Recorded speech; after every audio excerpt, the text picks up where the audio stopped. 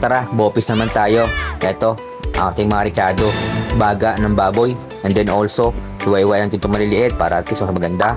Nice! Then, handa na rin tayo ng labanus at saka carrots panghalo sa bopis natin ngayong araw. Hiwa-hiwain na natin to na maliliit para sakto lang ang texture at maganda tingnan.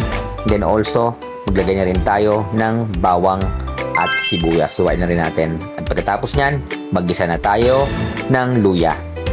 And then, lagyan natin ng bawang, sibuyas, siling green, siling red, pampatapang at pampahagana ng pagkain. Lagyan na rin natin ang laman loob.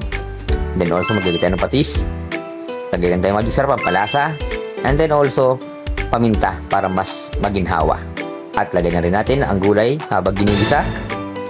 Paglagay na rin tayo ng tubig galing sa Agos River. And then, kahit umagal ng 5 taon, ay maglagay na tayo ng suka. And then also, pangpakulay para maging bopis at pwete.